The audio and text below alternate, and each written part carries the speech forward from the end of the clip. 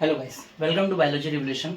आज हमारा 12th standard का चैप्टर सेकंड का आगे का टॉपिक है जो कि है एम्ब्रियोनिक डेवलपमेंट पे। ओके, लास्ट लेक्चर में हमारा oogenesis ऑफ फर्टिलाइजेशन के ऊपर हुआ था जो कि बेसिकली 2.5 का पार्ट था आपका। ओके, फर्टिलाइजेशन के बाद कैसा होता है कि आपको ये पता था कि जो भी एक मेल गैमेट है और एक फीमेल गैमेट है, इनके फ्यूजन के बाद हमारा किस चीज का फॉर्मेशन होता है, जाइगोट का। ओके, अगर आप इसके पिछले वीडियो के एकदम एंडिंग पार्ट में देखेंगे तो आपको वहां पे लिखा रहेगा कि जो भी जाइगोट है, ठीक है, वो जाइगोट के अंदर सिंक आयरन के स्पिंडल्स का फॉर्मेशन होता है।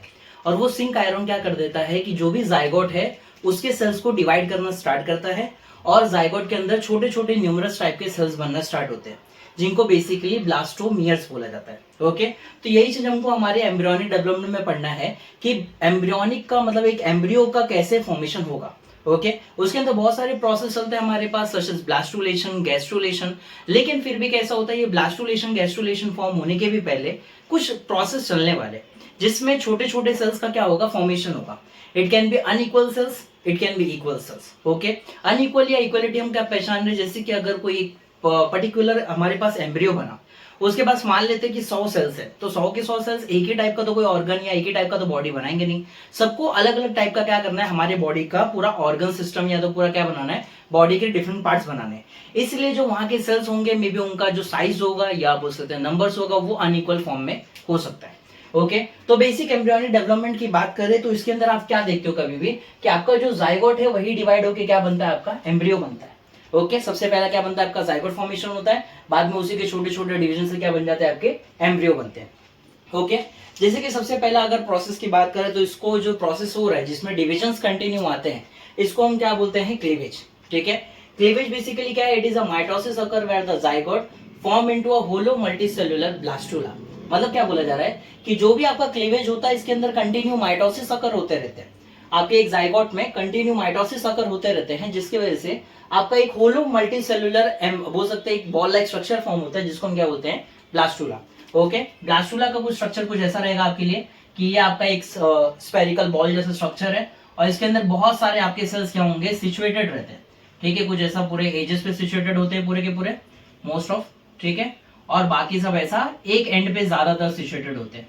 ओके, और बीच का एरिया कुछ खाली रहता है। ओके, तो उसको हम क्या बोलते हैं, ब्लास्टुला बोलते हैं। तो आपको दिखने में समझ में आ रहा है कि ये मल्टी सेल्युलर है क्योंकि बहुत सारे सेल्स हैं और बीच में आपको एक खाली स्पेस भी देखने मिलता है। So that's why it is known as hollow multi cellular blastula. Okay, एक बार जब ये ब्लास्टुला का फॉर्मेशन हो जाता है, मतलब जब सेल्स के कंटिन्यू डिविजन की वजह से ये ब्लास्टुला फॉर्म हो गया, तो इसका जो ग्रोथ होता है ना वो रुक जाता है। ओके, जो भी ग्रोथ है वो क्या हो जाएगा, स्टॉप हो जाएगा, ग्रोथ कंटिन्यूटी नहीं बनेगी। सिर्फ और सिर्फ क्या होगा, यहाँ के जितने सेल्स है वो कंटिन्यू क्या करेगा, ओनली डिवाइड करेंगे। मतलब कंटिन्यू वहां के सेल्स डिविजन्स परफॉर्म करते जाएंगे ताकि नंबर्स ऑफ सेल्स का बहुत सारा फॉर्मेशन हो जाए। एट देन हमको पता है कि human body, adult human body के अंदर टोटल कितने सेल्स होते हैं, 37.5 ट्रिलियन सेल्स होते हैं। तो इतने सारे ट्रिलियन सेल्स बनाने के लिए पहले उतना माइटोसिस करना पड़ेगा हमको। ओके, तो बेसिकली माइटोसिस की बात है इसके अंदर कि सेल्स बहुत ज्यादा क्या होंगे, डिवाइड होंगे। और इन सेल्स को, जो ये सेल्स डिवाइड हो रहे हैं पूरे के पूरे, ठीक है, ये सेल्स को हम कौन सा टर्म देते हैं, it is known as a blastomeres. Okay, basically meres मतलब होते हैं सेल्स। ठीक है, मियर्स मतलब होता है सेल्स। ओके, मियर्स मतलब क्या है यहाँ पे, सेल्स। ब्लास्टो बिकॉज ऑफ ब्लास्टुला, कि ब्लास्टुला के अंदर जितने सेल्स डिवाइड हो रहे हैं उनको हम क्या बोलेंगे, ब्लास्टोमियर्स बोलेंगे। ओके, तो इसके अंदर क्या होने वाला है कि जो भी आपका सेल डिवाइड हो जाता है एक बार, मतलब बहुत सारे सेल्स डिवाइड हो गए, तो ब्लास्टोमियर का साइज धीरे धीरे क्या हो रहा होता है, छोटा हो रहा होता है। क्यों होता है, देखो ब्लास्टोमियर ये आपका क्या है, ये पूरा एक ब्लास्टुला है। ब्लास्टुला आपके ब्लास्टोमियर के बाद फॉर्म होता है। ठीक है, तो ब्लास्टोमियर जो बोल रहे हैं ना, आपके एक एक सेल्स को बोल रहे हैं कि यहाँ पे जो ये सेल है इसको ब्लास्टोमियर बोलते हैं। तो अगर आप बताओ इस कंटिन्यू, अगर एक ब्लास्टोमियर का कंटिन्यू डिवीजन करेंगे, मतलब ये सेल्स का कंटिन्यू डिवीजन करेंगे, करते जाएंगे, ऐसे करते जाएंगे कंटिन्यू डिवीजन, तो क्या होगा इसकी वजह से कि जो आपका ब्लास्टोमियर का साइज आते जाएगा वो कैसा होता जाएगा, थोड़ा छोटा होते जाएगा। आपको ये चीज समझ में आ रहा है। और ऊपर से उसका कंटिन्यूअस डिवीजन भी चाहिए, तो मेटाबॉलिक रेट भी क्या होगा उस टाइम पे, हाई होता है। देखो आपको इजी टर्म में वापस बता देता हूं मैं कि क्लीवेज मतलब क्या होता है कि जब जाइगोट में माइटोसिस हो तो उसको हम क्लीवेज बोलते हैं। एक बार क्लीवेज कंप्लीट हो जाता है तो आपका एक होलो मल्टीसेल्युलर ब्लास्टुला बन जाता है। ओके, यही ब्लास्टुला का जो साइज एक टाइम पर रुक जाता है और इसके अंदर सिर्फ क्या होते हैं, सेल्स के डिविजन्स होते रहते हैं। ओके, इसकी वजह से जो आप यहाँ पे देख रहे हो ये ऊपर के पार्ट में, इसमें सेल्स का कंटिन्यू क्या होता जाएगा, फॉर्मेशन होते जाएगा। ओके, और यहाँ के एक एक छोटे छोटे सेल्स को हम क्या बोलते हैं, ब्लास्टोमियर बोलते हैं। ओके, सेल डिवीजन में क्या हो रहा है, इसके अंदर की जो ब्लास्टोमियर का साइज होता है वो धीरे धीरे कम होने लगता है, क्योंकि यही सेल अगर डिवाइड करते जाएगा तो बहुत छोटे छोटे सेल्स बनेंगे। लेकिन एक चीज है कि ये डिवीजन को करने के लिए क्या चाहिए, बहुत ज्यादा हाई अमाउंट में ऑक्सीजन वगैरह की जरूरत चाहिए, बहुत सारे हाई अमाउंट में सेलुलर बोल सकते हैं सारी एक्टिविटी होनी चाहिए। इसलिए जो सेल के अंदर का मेटाबॉलिक रेट होगा, रेट जो होगा वो क्या होगा, बहुत ज्यादा हाई होगा। तो मेटाबॉलिक रेट हाई रहता है, लेकिन जो ब्लास्टोमियर का साइज है वो क्या होता जाएगा, धीरे धीरे छोटा होते जाता है। ओके, आगे बात करें तो हर cleavage, every cleavage is faster than the earlier, मतलब सीधा बात क्या बोल रहे हैं कि जो भी क्लीवेज होता है, ठीक है, मतलब जो भी सेल डिविजन कंटिन्यू लगते हैं वो हमेशा पहले वाले से दूसरे टाइम पे फास्टर होंगे। मान लेते हैं कि हमारे पास ये एक सेल है, ठीक है, ये एक जाइगोट है, ठीक है, ये जाइगोट के अंदर हमारे पास न्यूक्लियस है। ओके, मान लेते हैं, हाँ न्यूक्लियस है, सॉरी दो बन गया इसमें, हाँ हमारे पास एक न्यूक्लियस है। तो जब भी इसका क्या होगा, इसका डिवीजन होगा दो पार्ट में, मतलब एक के अंदर ऐसा जब दो अलग अलग सेल्स का फॉर्मेशन होगा, ये इनके न्यूक्लियस हो गए, हाँ जब दो सेल्स का फॉर्मेशन होगा तो मान लेते ये इससे बनने में इसको लगा 30 आवर्स लगा। ओके, कितना लगा इसको, 30 आवर्स लगा। तो जब इसी सेल्स का और डिवीजन होगा, मतलब 1 2 3 4 ऐसे टोटल 4 सेल जब बनेंगे, तो ये हमेशा पहले वाले से थोड़ा फास्टर होंगे। तो मे बी इनको कितना लग सकता है, 25 आवर्स लग सकता है, ठीक है, 20 आवर्स लग सकता है, वो कुछ भी हो सकता है। ओके, तो बेसिक बात मैं आपको क्या बताना चाहता हूँ कि every cleavage is faster than the earlier ones, मतलब पहले वाले से हमेशा बाद वाला जो क्लीवेज लगेगा वो क्या रहेगा, उससे ज्यादा तेज रहेगा। ओके, फास्टर रहेगा, ठीक है। और ये सारे क्लीवेज को परफॉर्म करने के लिए कुछ चीजों की रिक्वायरमेंट है, सच एज डीएनए रेप्लिकेशन तो पहला होना चाहिए, मतलब जो सेल्स डिवाइड होते हैं उनके अंदर इक्वल नंबर ऑफ क्या होना चाहिए, डीएनए ट्रांसफर होना चाहिए। इवन यहाँ पे किस चीज का ज्यादा कंजप्शन होगा, O2 का, बिकॉज सारी सेलुलर एक्टिविटीज करानी है तो हर सेलुलर एक्टिविटीज में ऑक्सीजन का नीड होता है। क्यों ऑक्सीजन का नीड होता है, क्योंकि जितनी भी सेलुलर एक्टिविटी चलती है वो सब हमारे एटीपी बेस्ड पे होती है, मतलब एटीपी के सिंथेसिस पे चलती है। और एट द एंड आपको भी पता है कि एटीपी सिंथेसिस के लिए माइटोकॉन्ड्रिया को एरोबिक रेस्पिरेशन करना पड़ेगा। इसलिए बोला जा रहा है कि एट द एंड हमको हाई लेवल ऑफ ऑक्सीजन क्या रहता है, रिक्वायरमेंट में रहता है, ताकि आपका क्लीवेज का परफॉर्म क्या हो, फास्टर होते जाए। अब अगर इसमें बात करें कि प्रोसेस ऑफ क्लीवेज कैसा होता है, तो एक ह्यूमन बॉडी के अंदर जो प्रोसेस ऑफ क्लीवेज है वो कैसा है, होलोब्लास्टिक इन नेचर का है। होलोब्लास्टिक मतलब क्या, कि पूरा का पूरा जाइगोट डिवाइड होगा।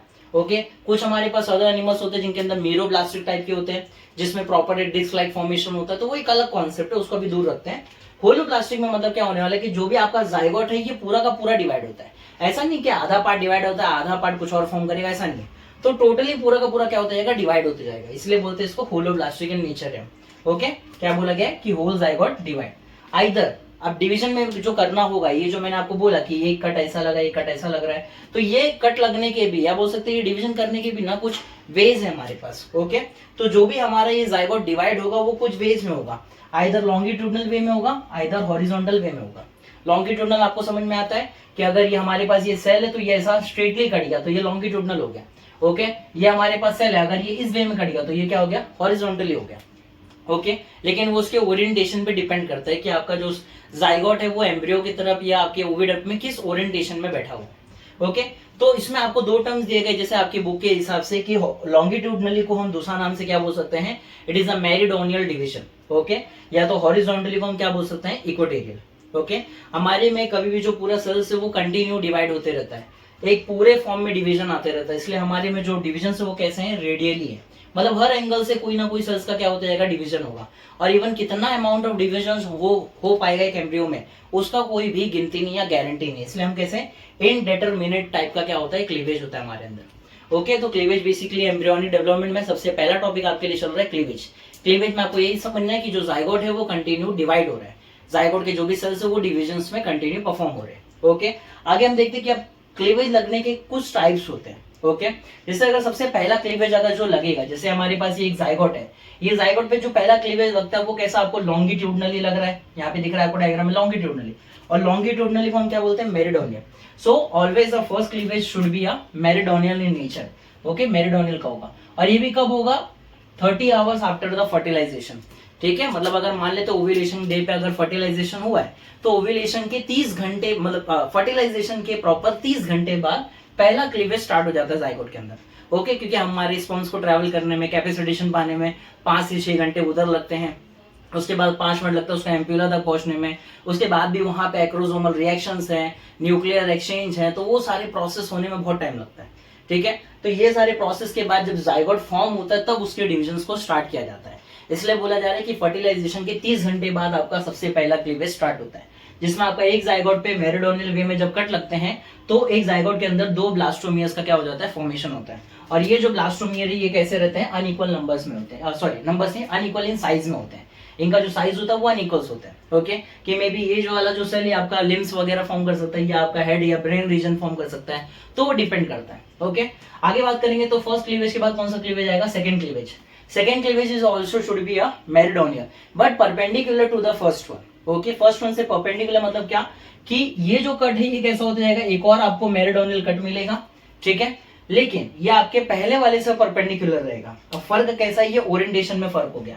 आपको पता था कि जो आपका पहला क्लीवेज है वो मेरिडोनियल स्ट्रेटली लगा, ओके, मतलब वो कुछ इस वे में कट आउट हुआ है, ठीक है। तो आपका सेकंड वाला भी मेरिडोनियल है, लेकिन इसका जस्ट ओविडक्ट के अंदर ना ये घूमते घूमते ओरिएंटेशन बदल गया है, समझ में आ रहा है। तो इसकी वजह से इस एरिया पे कैसा हो जाएगा, ये यहाँ पे परपेंडिकुलर हो जाएगा आपके पहले वाले से। ये वाला जो ब्लू वाला ये आपका फर्स्ट क्लीवेज है और ये रेड वाला आपका सेकंड क्लीवेज है, ठीक है। और दोनों ही क्लीवेज मेरिडोनियल वे में लगेंगे, लेकिन जो सेकंड क्लीवेज लगेगा वो हमेशा पहले वाले के परपेंडिकुलर में कट लगेगा। तो इसके से आपके ये दो सेल पे जब कट लगेंगे तो ये कितने सेल्स हो जाएगा, 4 सेल स्टेज आ जाता है यहाँ पे। ओके, और ये भी कब होगा, after the 30 hours of the first cleavage.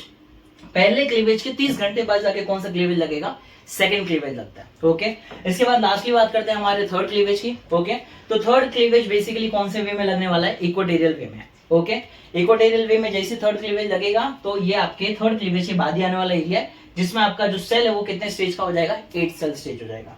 Okay, कि मान लेते हैं हमारे पास इसके अंदर ऐसा 4 सेल का फॉर्मेशन हो चुका है, ठीक है, 4 सेल्स है यहाँ पे हमारे पास। तो अब जो भी क्लीवेज लगने वाले वो सब कैसे होंगे, इक्वेटोरियल वे में होंगे, मतलब ये कट वगैरह कुछ इस फॉर्म में लगेगा। ओके, ताकि जब सारे के सारे जब 4 सेल्स भी डिवाइड होंगे तो कितना सेल बनेगा, हर सेल से 2 बनेगा, तो 4 सेल से कितना बन गया, 8 सेल स्टेज।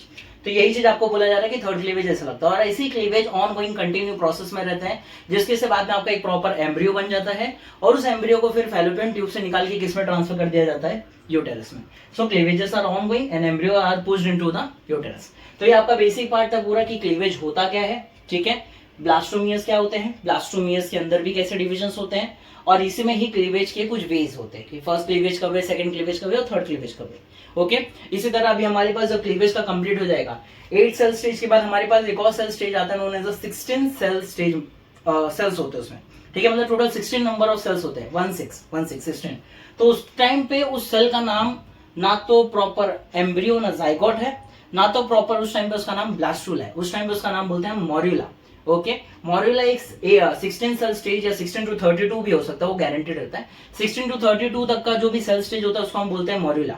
ओके, बाद में मॉर्यूला के बाद फॉर्मेशन आता है आपका ब्लास्टूला का, जो ये मैंने आपको बनाया, ठीक है, जिसमें सेल्स कुछ एरियाज पे अरेंज हो जाते हैं और प्रॉपर बीच में कैविटी एरिया छोड़ देते हैं। और बाद में यही ब्लास्टुलेशन के बाद क्या स्टार्ट होता है, गैस्ट्रुलेशन।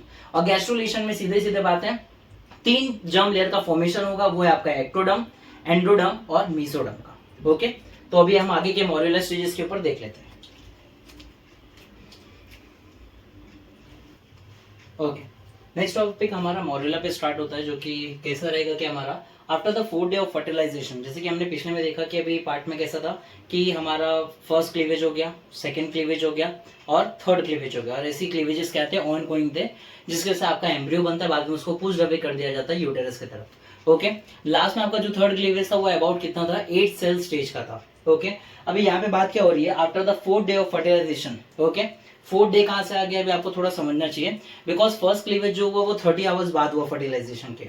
ओके, मतलब अप्रोक्सीमेट वन डे निकल गया 6 आवर्स के साथ। ओके, फिर उसके बाद नेक्स्ट क्लीवेज हुआ कि पहले वाले के 30 घंटे बाद हुआ।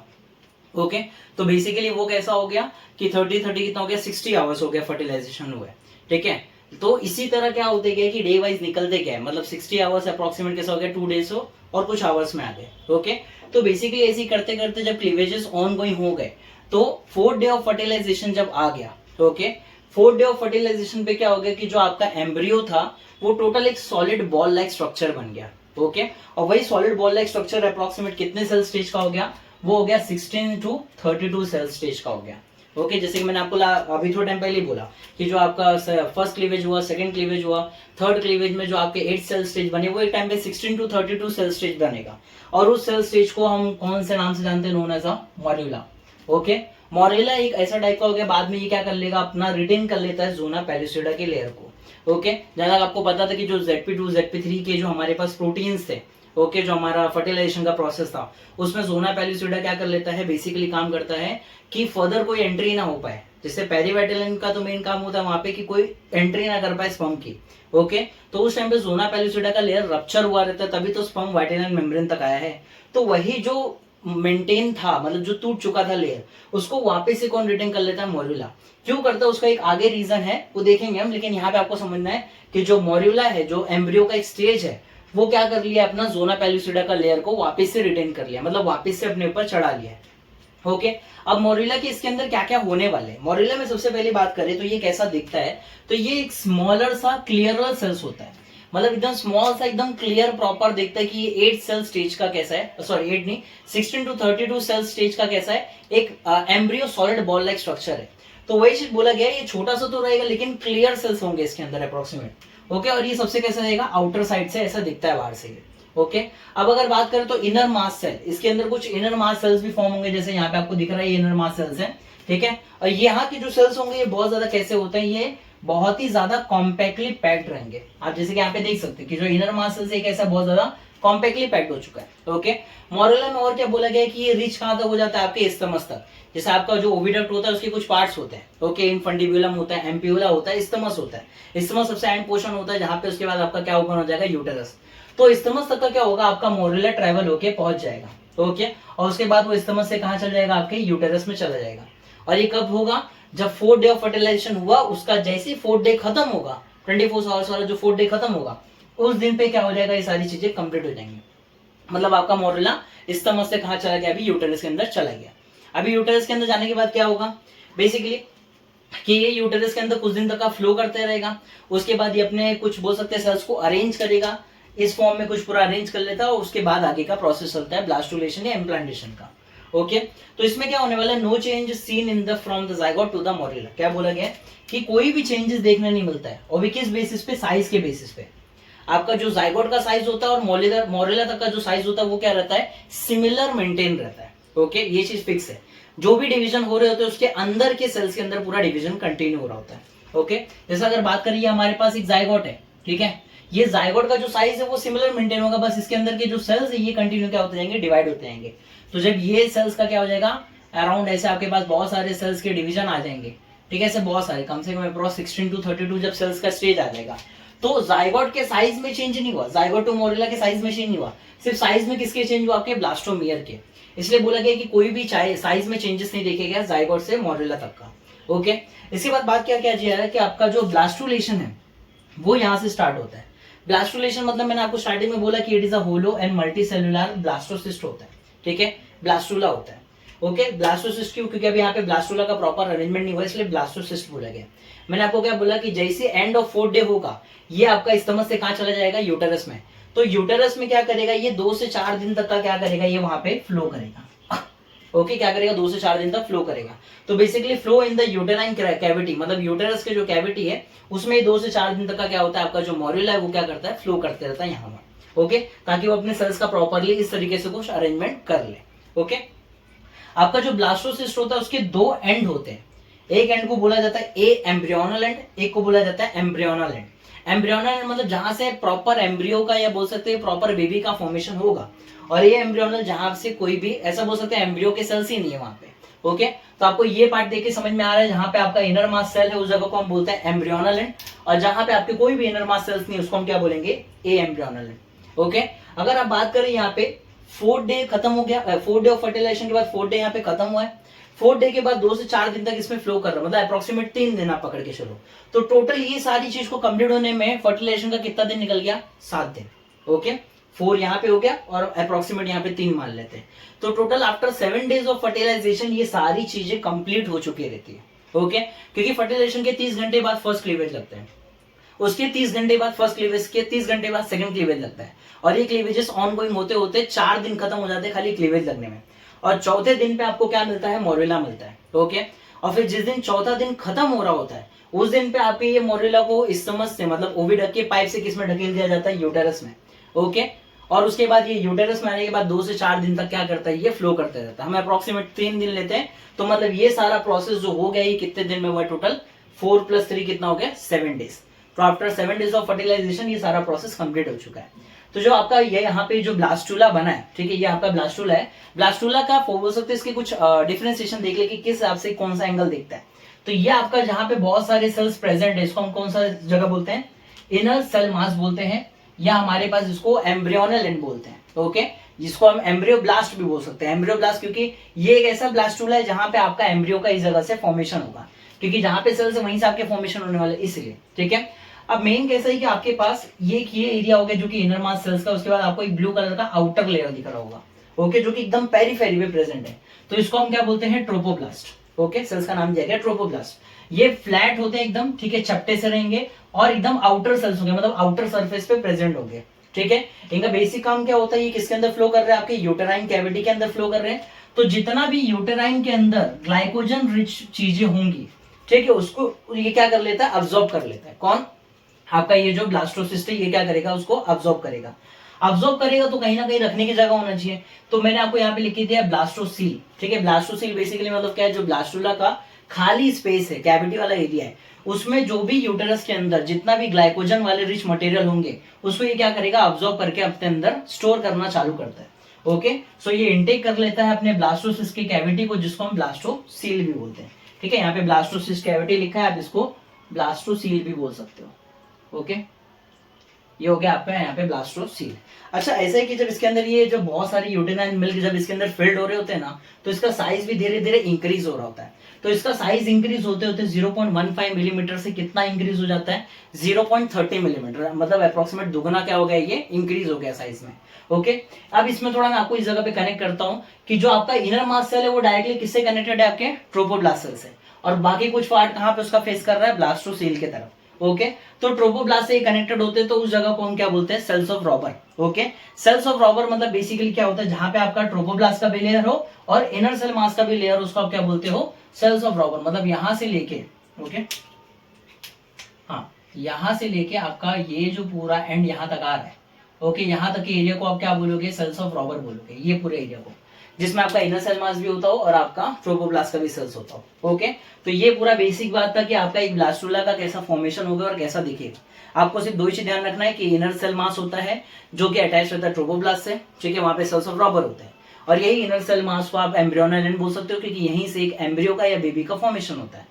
इसके अपोजिट साइड में आपके कौन से होते हैं, ए एम्ब्रियोनल एंड, जहां पे कोई भी सेल्स वगैरह नहीं है, लेकिन वहां पे cavity known as the blastocoel की कैविटी। ओके, ट्रोपोब्लास्ट सेल्स का काम होता है जो भी यूटेरस के अंदर रिच मिल्क है, बोल सकते हैं ग्लाइकोजन है, उसको ऑब्जॉर्व करो। ग्लाइकोजन ऑब्जॉर्व करेगा तो इसको एक्टिविटी मिलेगी डिवीजन करने के लिए, बेबी का फॉर्मेशन करने के लिए, इसलिए ये सारे मिल्क को या बोल सकते हैं ग्लाइकोजन को इनटेक कर लेता है ब्लास्टोसील के अंदर, और इनटेक करने की वजह से इसका साइज भी क्या हो जाता है, थोड़ा इंक्रीज हो जाता है। ओके, अब मैंने आपको बोला था कि यहाँ पे जोना पेलिसुडा रिटेन हुई है, तो जोना पेलिसुडा क्यों रिटेन हुई, उसका यहाँ पे रीजन दिया है, because zona pellucida prevent the implantation of embryo at the abnormal site. Okay, मतलब क्या बोलना चाह रहा है कि जो भी जोना पेलिसुडा आपका आया है, ये किस चीज को प्रिवेंट करता है, आपका इम्प्लांटेशन होने को एम्ब्रियो को। ओके, एक गलत साइड पे, जैसे आपका यूटेरस है, तो यूटेरस में एक प्रॉपर जगह पे क्या होता है ना, कभी भी आपका इम्प्लांटेशन अकर होता है। जैसे ही आपके यूटेरस के अंदर जब ये पूरा ट्रोपोब्लास्ट सेल वगैरह सब फॉर्म हो जाएंगे अच्छे से, तो सबसे पहला आपके यूटेरस में फंडस रीजन, जो कि टॉप का रीजन होता है, उस पर जाके अटैच होता है। उसके बाद ये धीरे धीरे धीरे आपके किसी भी एक एंडोमेट्रियम, इधर लेफ्ट या तो राइट साइड में क्या हो जाएगा, ये एम्बेड हो जाएगा पूरे तरीके से। ओके, तो किसी गलत साइड पे जाके बेचारा पूरा बोल सकते हैं ना, एम्बेड ना हो जाए, या जाके बोल सकते हैं स्टिक ना हो जाए, इम्प्लांट ना हो जाए, उस गलत साइड पे इम्प्लांट होने के लिए कौन रुकता है, आपका जोना पेलिसुडा रुकता है। ओके, इसलिए बोला गया जो ये एम्ब्रियो है, ये जोना पेलिसुडा लेयर को क्या कर लेता है, वापिस से रिटेन करता है, क्योंकि जोना पेलिसुडा इसको एक प्रॉपर डायरेक्शन देता है कि हाँ आपको यहाँ पे जाके इम्प्लांटेशन होना है। इसलिए बोला गया zona pellucida prevent the implantation of embryo at an abnormal site. Okay, lastly point आपको क्या बोला है, also does not expose sticky phagocytic trophoblast. Okay, zona pellucida का और काम क्या है कि कैसा होता है ना, ये आपके जो ट्रोपोब्लास्ट होते हैं ना, इनके पास बहुत सारे फेगोसाइटिक सेल्स होते हैं। ओके, इनके बहुत सारे फेगोसाइटिक सेल्स होते हैं जो इस तरीके से कुछ बाहर आ रहे होते हैं, और ये क्या करते हैं ना, ये आपके एंडोमेट्रियम के अंदर ऐसा उंगलियों की तरह घुस जाते हैं। ओके, जैसे कोई लेफ्ट साइड में एंडोमेट्रियम है तो वहां पे पूरा घुस जाएंगे, और उसके बाद पूरा एम्ब्रियो जो आपका ये पूरा ब्लास्टूला ये उसके अंदर ही चला जाता है। ठीक है, तो ये तब तक वो बोल सकते हैं ना, ये सेल्स को क्या कर रखेगा, ये जोना पेलिसुडा इसको छुपा के रखेगा, ये जब तक एक्सपोज नहीं होने देगा जब तक कोई प्रॉपर साइड ना है। जैसे अगर प्रॉपर पता चल गया अपना एम्ब्रियो आ गया, ठीक है, अब उसको ये है कि हाँ भाई ये साइड प्रॉपर है, एंडोमेट्रियम के इसी साइड में इसको जाना है, तब जाके जोना पेलिसोइडा अपने आप गायब होता है और ये सारे स्टिकी जो इनके फेगोसाइटिक सेल है वो एक्सपोज हो जाते हैं और ये सीधा एंडोमेट्रियम को क्रॉस करते हुए पूरा का पूरा एम्ब्रियो उसके अंदर एम्बेड हो जाता है। ओके, तो इसलिए बोला also does not expose a sticky phagocytic trophoblast sales till it reaches the implantation site. जब तक इम्प्लांटेशन साइट पे नहीं पहुंचेगा तब तक इसको छुपा के रखेगा। Okay, that is with in the uterus, basically उसको यूटेरस में ही जाना होता है, ठीक है। और एक बार पहुंच गया तो जोना पेलिसोइडा बाद में क्या हो जाता है, रप्चर हो जाता है और उसके बाद ये फेगोसाइटिक सेल एक्सपोज हो जाते हैं और एक बार एक्सपोज हो गए तो वो किसी भी लेयर को क्रॉस आउट करके पूरा का पूरा एम्ब्रियोस में बोल सकते हैं एम्बेड कर देंगे। ओके, तो ये पूरा बात था आपका। अब इसमें क्या हुआ total, after 7 day of fertilization blastocyst जो है अब हमारा रेडी है फॉर द इम्प्लांटेशन के लिए। ओके, 7 डे हो गया यहाँ पे, ये इंपॉर्टेंट बात है आपके लिए कि यहाँ से 4, यहाँ से 3 दिन हो गए, ये सारे 3 दिन में आपका ये पूरा काम हो रहा था। जितना भी ब्लास्टुला का ये पूरा फॉर्मेशन है ये पूरा कितने दिन के अंदर हो गया, 7 डे ऑफ फर्टिलाइजेशन के बाद पूरा हो गया। और एक बार 7 डे के बाद फर्टिलाइजेशन के बाद ये पूरा प्रोसेस कंप्लीट हो गया, इसका साइज बढ़ाने से लेके ट्रोपोब्लास्ट को एक्सपोज करने से लेके हर चीज, तब जाके ये रेडी हो जाता है किसके लिए, अपने इम्प्लांटेशन के लिए और अपने गैस्ट्रुलेशन के प्रोसेस के लिए।